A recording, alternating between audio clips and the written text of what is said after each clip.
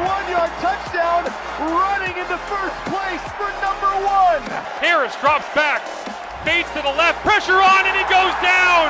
Ja'Gared Davis gets home, and the all-black sideline explodes here in Hamilton. Toward the 5, it went through Marcus Dale's hands, and Kyron Moore, the presence of mind to catch it and step out of bounds at the 5 with 20 seconds to go. Pressure loads it up, goes down the field, taking a shot into the end zone. He caught it. Touchdown, Tiger Town. Brandon Banks. How did he do it? It is the breakdown. Hi, everybody. Welcome to week 3 in the Canadian Football League. Marshall Ferguson at TSN_Marsh. On the other side of the Zoom, that is Derek Taylor at DT on OB is where you can find him on social media. We are the breakdown here on Canadian Football Perspective, and we are supported by our good friends over at Fox 40. Visit fox40shop.com. Use the promo code CFP15 at checkout and get 15% off your entire order. Of course, you can get custom logoed coaching staff boards, whistles, gear, anything that you need. Again, fox40shop.com. Use that code CFP15 at checkout. I'm just looking down right now, DT, at the CFL.ca writers' predictions, which mercifully I no longer have to do because I would be interested in, I didn't think we were going to start here, but I'd be interested in peeling back the layers of stuff that happens behind the scenes that fans don't know about. Yeah. Those predictions that are made by Jamie Nye, Pat Steinberg, Matt Koss, Christina Kospal, Chris O'Leary, and Jim Morris. I used to do those and cannot express how much I hated them. And the reason for that, reason for that is because I don't mind picking games. That's fine. But the reason for it was every time that we as a group would be playing the odds, if you like fantasy or gambling or any of that stuff, we'd be like, look, Winnipeg against, this is a good example this week. Winnipeg against Hamilton. Winnipeg's 2-0. Winnipeg's the 2-time defending champs. Winnipeg is finding a way. Winnipeg looks like a team that's going to figure it out no matter what the challenges they have in front of them. They look like a slightly different team than we've seen.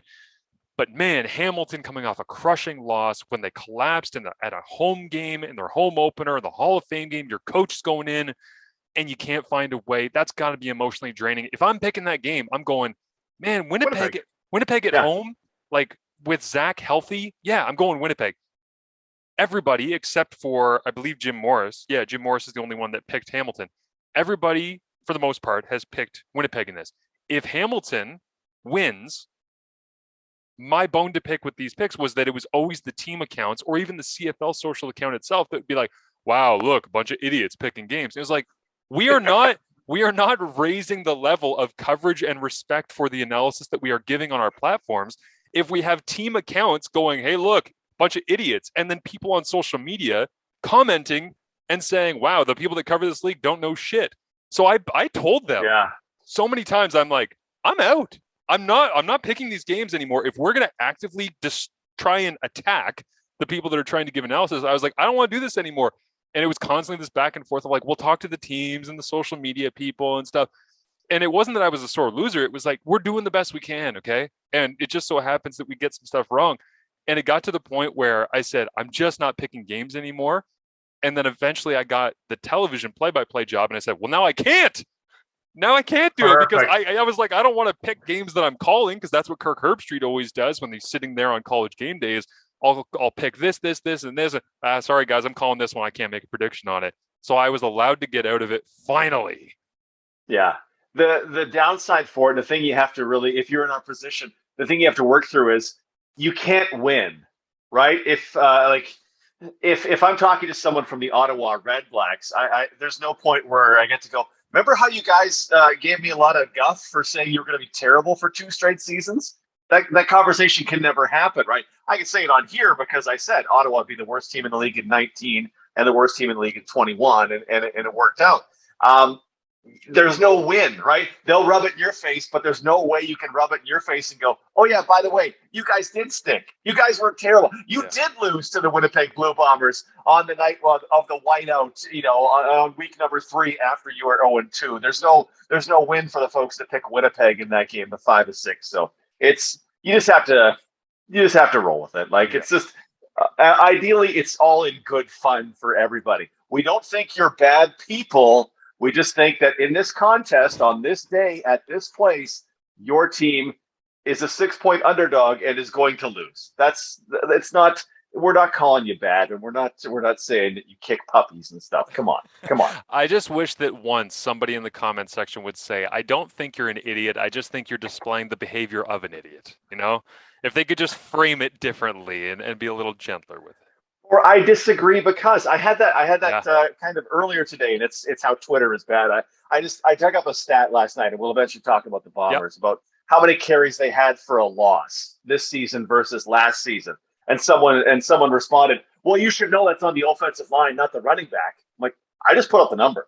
I just put out running back carries for a loss. Like, it's the running back who ran the ball as opposed to a quarterback or a quarterback sneak or a scramble by a quarterback or a slot back end around. I'm just saying it's running backs. I didn't tell you why I think it is. We can get into that, but this is just the thing. Well, you should know.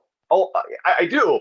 But this is just the number, and y'all can do whatever you want with that number because everybody will put their own take on it based on what they've seen. It's just Twitter's a bad place sometimes. Well, much of the time. It's great for disseminating information to people who want it. I think we just have to receive it properly and go, oh, that's interesting, but it doesn't work for me because boop, boop, boop. Okay, cool. Now we're having a conversation. As opposed to, Marshall, you're a moron. You should never pick football games. Here, I strongly believe that social media is just the worst of us at all times. And I agree with you. It has some upsides, but man, they get outweighed. And a great example was Father's Day. Because this past Father's Day, I decided to search the word Father's Day and just see what would come up. I'll see what would come up on Twitter. The first result was somebody saying, Father's Day should really be Mother's Day because 90% of fathers don't do anything to raise the child. And the second tweet these are the two most popular tweets on all of Twitter.com that came up around Father's Day. That was the first one. And the second one was shout out to all the dads that have to deal with exes or partners that try to rip the children away from them because the moms don't want anything to do with them. I was like, what are we doing? I'm like, the two most popular tweets can't just be us being like, hey, everybody should love their dads regardless of whether or not they are here with you, if you're separated, they care about you, and you should always know that. And it was like, nope, Twitter was the very worst of us on Father's Day. I immediately closed the laptop, and I was like, this is a terribly negative place. And I was just done with it for that day. That's been the story of local news and national news forever, is what's the worst thing and how are we all going to die or be broken by gas prices just dominates. And that's, so not a particular surprise. How are we going to be dominated by quarterback conversations this week, Marshall? Well, just before we move forward to that, I do want to mention that the only person that has picked the Alouettes de Montreal is Jamie Nye, which gives me an excuse to say congratulations to Bill Nye the Science Guy on getting married this week. Yeah, congrats, Bill. I just saw that People Magazine put up a thing. Bill Nye got married. The quote that people put up was, Bill Nye has found the woman that he'll have chemistry with for the rest of his life. That's good. That's very good. Quickly went to Bill Nye's Wikipedia page because I thought, there ain't no way this mother effer has only been married once. Like, that dude has been rolling in money and traveling the world and been a hero to a generation for a long time. Sure enough, in 2006, he was married and then annulled the marriage within 6 months. So, and that was the only other time listed on his Wikipedia that he is attempted to get married. But anyways, way to go, Bill. You finally did it. You took the leap. Congratulations. Something for the nerds. Love it. All right. I wanted to kick things off here just before we get into I want to dabble into a little bit more on VA and Trevor Harris, because we talked about that ad nauseum last week here on the podcast, which was awesome to do in person in Ottawa before we both had a chance to call the Ottawa-Winnipeg game, which, by the way, I had the thought I should probably update the intro. We've both called a couple of games now. New people, but the problem is we called the same game, so it would just be both of us going, touchdown, Dalton Schoen. It's like, I don't know if we want the intro to be us calling the same touchdown. Well, and if you're calling games for the Bombers, those games were not replete with highlight level plays, right? Like Dietrich Nichols providing excellent coverage isn't like a world busting play, and Dalton Schoen's touchdown was fantastic, but there's been 700 yards from Jeremiah Masoli going against the team I'm calling games for. That's been maybe this Friday a little better. Hamilton will provide some. When Willie Jefferson crushes Dane Evans' spirit, that'll give us something. That'll be something. And so we'll get into some of the matchups in the recap, but just broadcaster to broadcaster, I've been saving this topic. I haven't put it on social. I just wanted to discuss this quickly with you. In booth interviews, in-booth Right. interviews, because we had Brad Sinopoli. I am fascinated by this. And again, I am not defensive about this. I want the best product for the people that are watching CFL and TSN, just like you do for the people that are listening to CJOB out there. Is like, we want to deliver the best game experience that we possibly can. And overwhelmingly, we had Brad Sinopoli in the booth. I thought we had a great time with him. And my Twitter feed fills with people saying, cut that shit out. Don't need people in the booth. So dumb, gets in the way. It's just crazy negativity around the idea. And for me, I'm coming at it from the perspective of, if it's in the radio booth and we're only interviewing somebody and there's no pictures to accompany, yeah, that's bad. Because then people have no idea what's happening, and then you don't tell them the whole drive. You interview somebody and then you say, all right, they'll punt, and that's the end of the drive. That's going to make people upset because you can't see. But the CFL and TSN, whether it be the Hall of Fame game or special events, or when we're able to celebrate Friday Night Football, like having Sinopoli in the booth, we have the game playing in front of you. And the reason that I bring this up, and people might think this is me like, defending the idea of the in-booth interview for my TV people that I work for now. What I'm saying is I have enough of a lack of ego to realize you don't need me. Like, you don't need me saying 2nd and 6. We have a graphic that says 2nd and 6.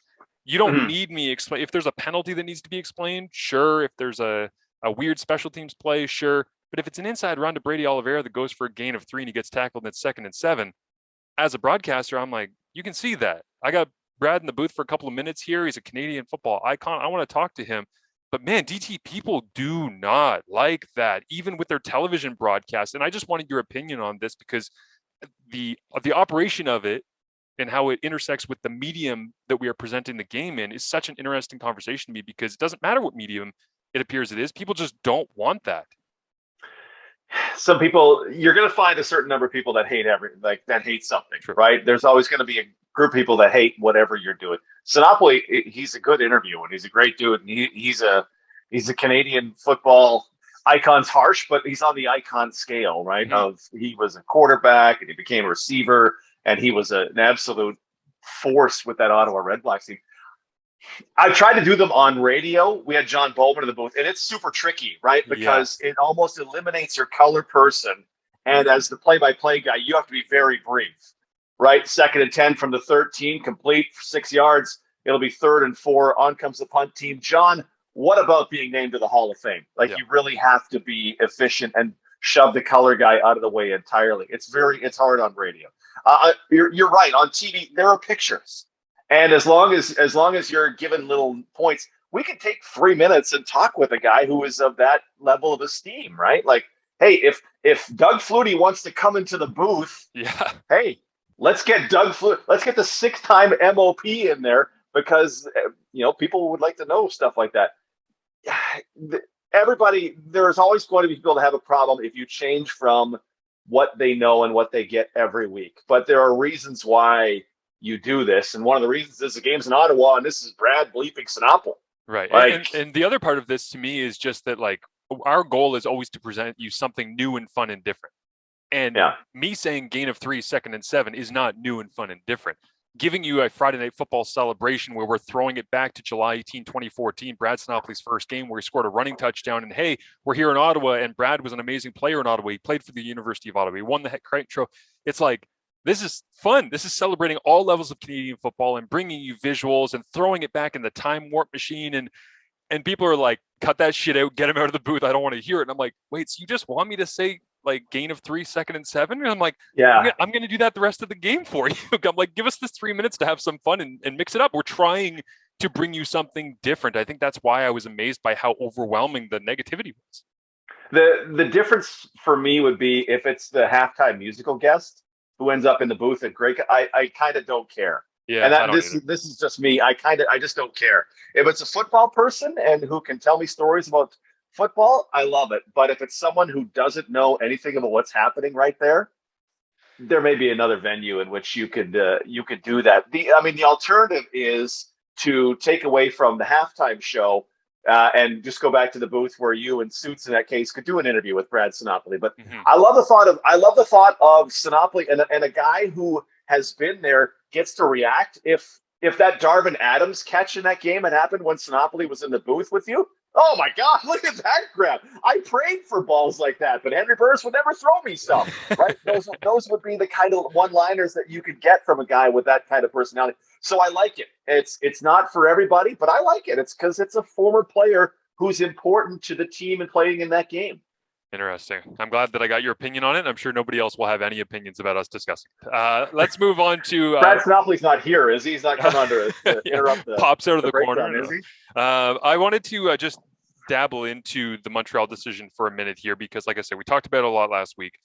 But after obviously going back and rewatching that game, the feeling that I had coming out of it was that was premeditated, that there was such a short hook. And there really was no distinct reason. There was no terrible interception that was thrown by VA. There was no fumbling the ball on the snap where it caught it clean or anything egregious. I just thought, man, they must have had an idea how quickly they were going to be able to pull him out in this situation. And my other thought, watching it as I'm tracking the formations that teams are lining up in this year, is, man, Trevor's offense is a lot, just to my eye, a lot more two back.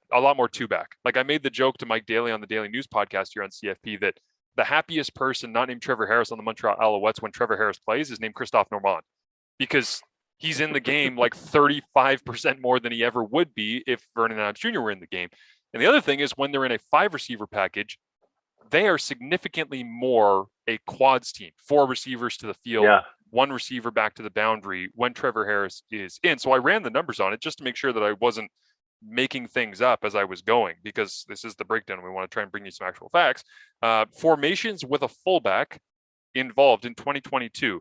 VA, when he has been playing 25.3% of the time, they are playing with a fullback.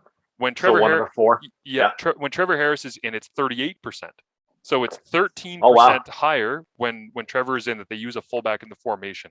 And then when it comes to the quads question that I had, when Vernon is playing in 2022, they're in quads 6.3% of the time. When Trevor is playing in 2022, they're in quads 42.3% of the time.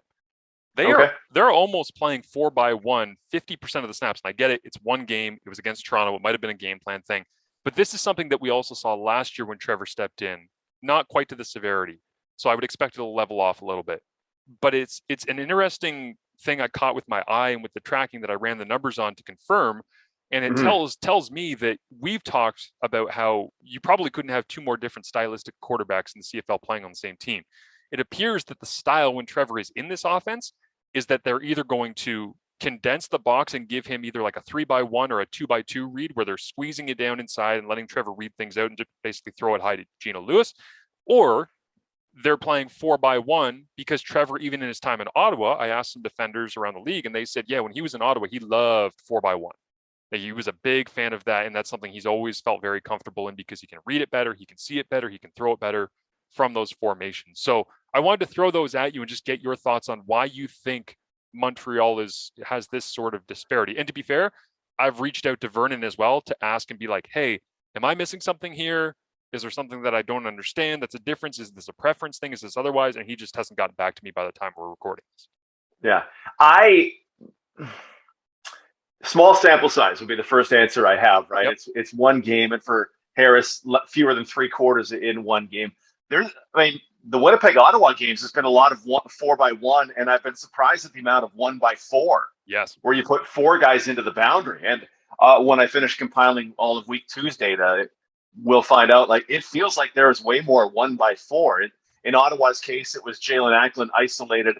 They would go 4x1, isolate Acklin on Winston Rose.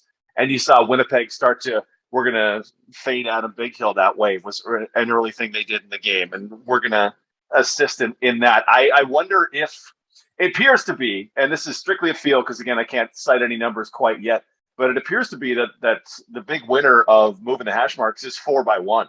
Yep. Right.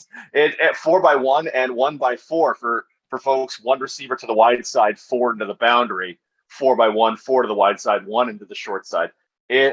I wonder, I'd be curious to, get to talk to Buck Pierce, the Bombers OC, and go, once we know we have enough data to go, what's the deal here? Because there's a lot more of this than there used to be. And there's fullbacks. I charted Saskatchewan, Hamilton.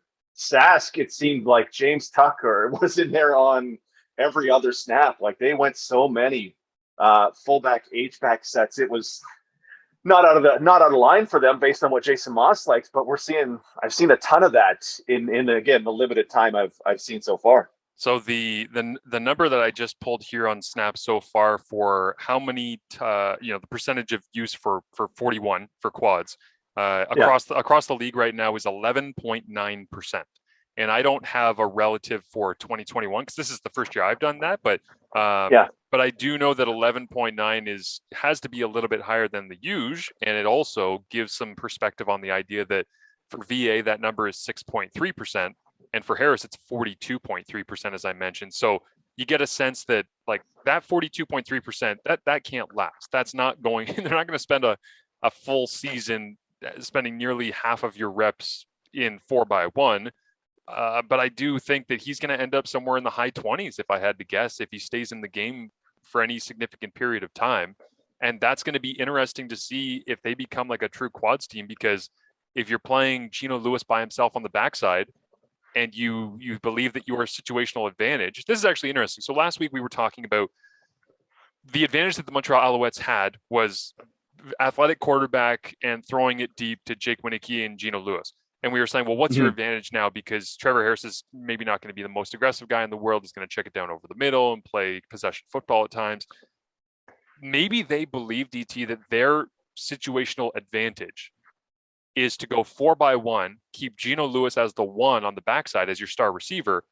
And he's been so bleeping good through the first 2 weeks that they're saying our situational advantage is we are going to force you to declare 2 people on Gino Lewis so that we can play a game of 4-on-3 or whatever, or 5-on-4, 4-on-4, however the numbers work out with how many people you want to keep in the box over to the field. Like maybe their idea is we're either going to kill you with Gino Lewis or you're going to have to spend 2 people on him, and we're going to be able to play 4-on-4 football to the wide side of the field and let Trevor Harris pick you apart playing man coverage 4 versus 4. That would be my thinking if that's true and if that's going to hold up. I was just able to pull this up last season. No, that's not going to be the right number, DT. This is going to be a great podcast. That's okay. I'll filibuster for you for a second. So last year, teams were in 4x1 11% of the time. They were in 1x4 about 0.7% of the time. Wow. Okay, interesting. So it's actually not that.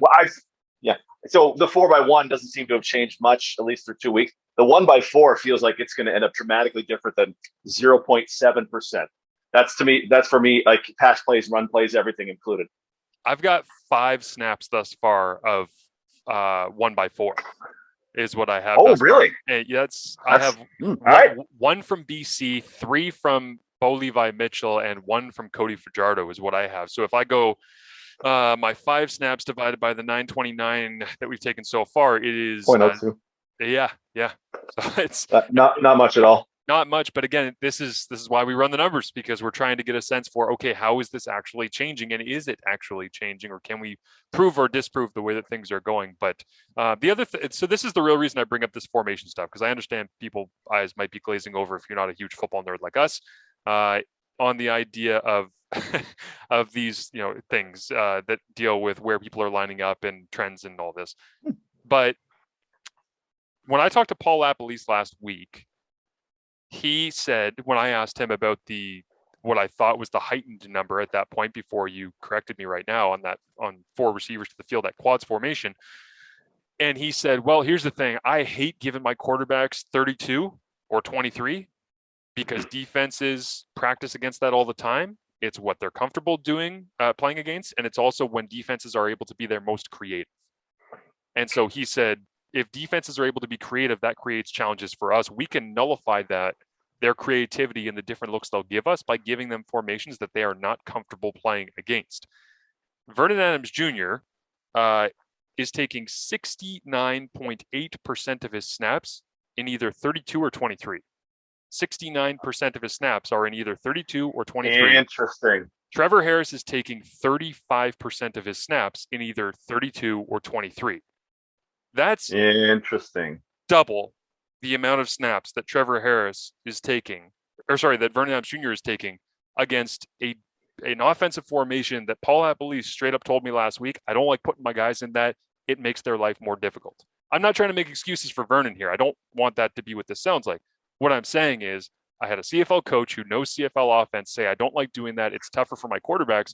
And whether it be preference or otherwise, VA has not been getting the same playbook as Trevor has been getting.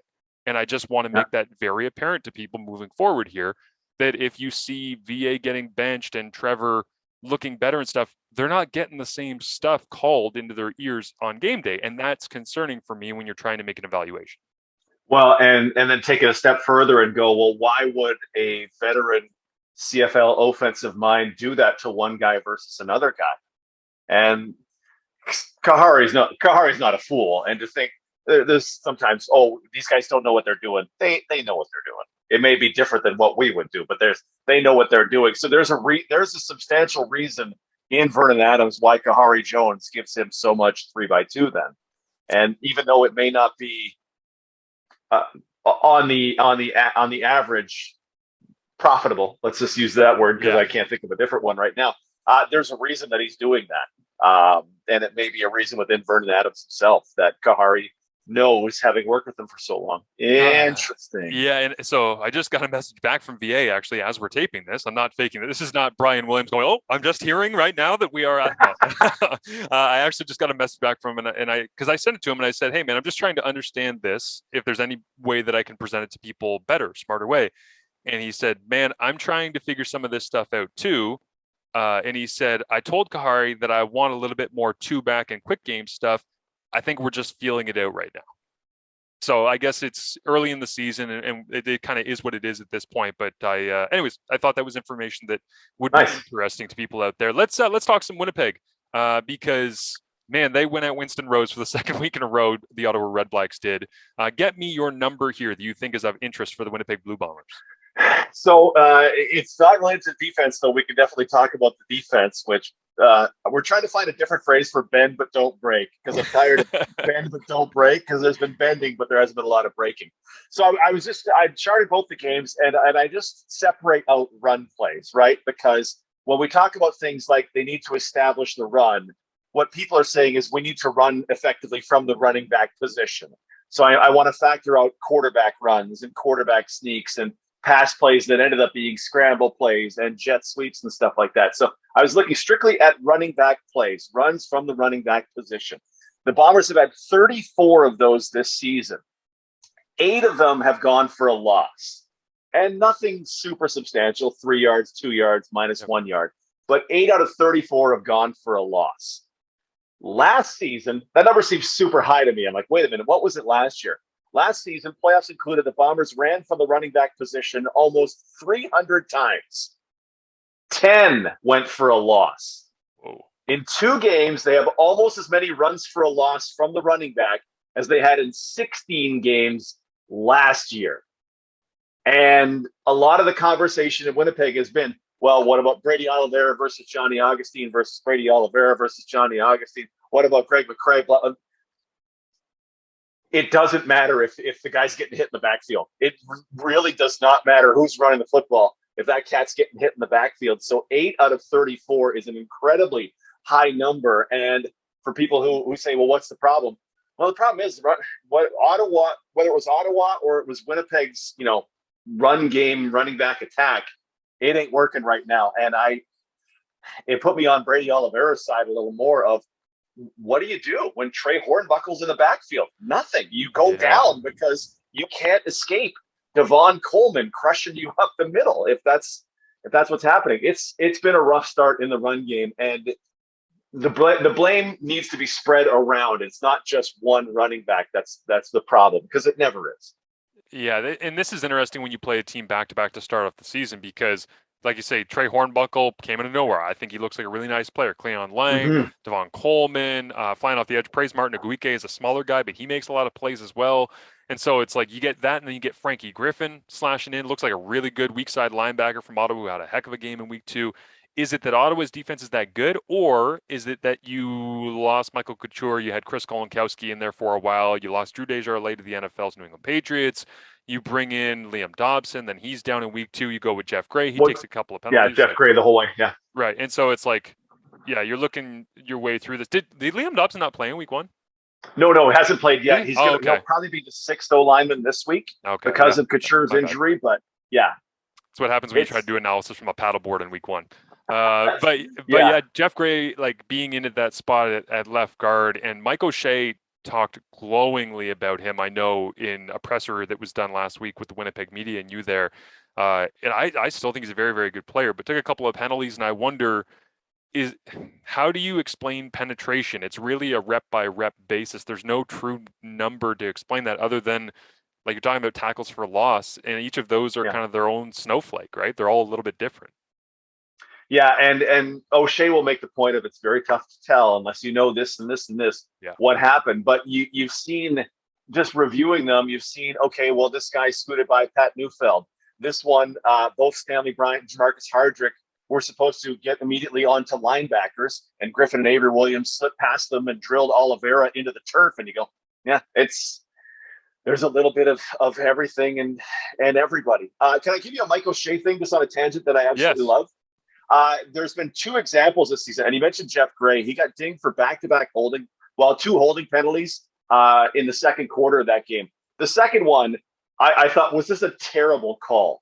Because sure, the guy's kind of getting around Gray, but Gray puts his hand in the middle of the guy's chest, and yes, the guy's getting past him, but like that jersey's tight on the front. He's just got his hand there, and when he knows it's over, he releases him, and then the guy moves on, and they call him for holding. And I went, well, 1, I don't think there's anything you can grab because that jersey's real tight, and 2, that was beautiful. So when someone asked Coach O'Shea about, well, Gray took 2 holding penalties, O'Shea's like, you know what? He essentially said, I don't believe they're both holding, and I will not downgrade a guy for something I don't believe was a penalty. Dietrich Nichols does a great job. You'll remember jumping a route left to right, going to the wide side. Nichols jumps it, feet get tangled, incidental pass interference. Yeah. O'Shea says on the coach's show, what do I do? That was a beautiful play by Dietrich Nichols. It just happened. They clack feet. Like, what's my teaching point on that? The teaching point was that was perfect. Keep doing that. Even though it was judged to be a penalty by the officials. I think I love that O'Shea's got real perspective on just because it's called doesn't mean it really happened and that it's a bad play on your guy. I love that. I loved it.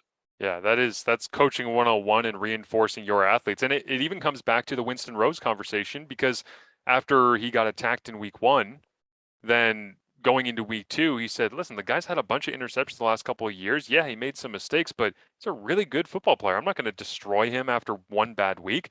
Second week, a little bit difficult, ends up, I believe, getting an injury designation now, correct? So is it Houston that looks like he's probably going to play at boundary corner? Well, he missed, speaking of Winston Rose, he missed the 3rd day of practice last week with a foot injury that they're calling it, and he played. So I think they designated him week day 1 as a foot injury. And yeah, DeMario Houston's been the guy. But if he played last week, Winston Rose feels like a guy who wants to play football. And they're not afraid to have a guy not practice a lot and throw him into the game. So my guess, and this is all a guess because they won't tell anything in advance, my guess is Rose plays because he's Winston Rose and nobody else is. Yeah. Let's pick one game that you're interested here as we wrap up for this week, DT, that you are looking forward to, that you think is peak interesting. And I will make it so you cannot go Winnipeg Hamilton. Okay, so what do we have? We have Montreal Sask on Thursday. Yep. Winnipeg Hamilton. What else? BC is back. They're playing somebody else. BC is hosting Toronto as the final game of the weekend, and then we have the first of 4 Edmonton-Calgary matchups. Calgary should Hulk smash that game into oblivion. And if I can't pick the Grey Cup rematch, in which Bomber fans will be wearing white, we talked about this for folks who didn't see it. Bomber fans will be asked to wear white because they wore white for both the Grey Cup wins, and they want to rub it in on the Ticats. It's the only game where the Bombers will wear white at home this season, and I love it. Please keep doing that because it helps feed into the rivalries in the CFL. I want to see BC. I haven't seen the first game. I had one of my other folks chart that game for me, the Nathan Rourke, James Butler explosion. I just want to see what that looks like and what it looks like against a real team. Like Toronto was not overly impressive in the win versus Montreal because that was the backdooringest of wins. But that defense has some real strong points. And if Sean Oakman's coming after you, what are you going to do about that? And to your article on CFL.ca after week 1, can you throw the ball more than 12 yards downfield? Because you're going to need to do that at some point. Those 12-play drives are great when they finish in touchdowns. But if it's a 12-play, 7-minute, 25-second drive that you didn't get to the end zone, okay, it's not as good. And if you don't have those 30-yard chunk plays, you can't keep doing that 12-play thing for an entire season. So what will it look like in week 2 for the BC Lions? I'm super curious to see. Took the words right out of my mouth. That's the perfect way to wrap up the podcast for this week. I love that one too. BC Toronto. I have my eyes on Nathan Rourke. Cheering for him. We'll see what happens. Of course, go to fox40shop.com. Use the promo code CFP15 at checkout. He is at DT on OB. I'm at TSN_Marsh. We're the breakdown. Thanks so much for listening, and we will talk to you coming up next week. Don't forget to listen to DT on OB coming up Friday night. Grey Cup rematch. White jersey night.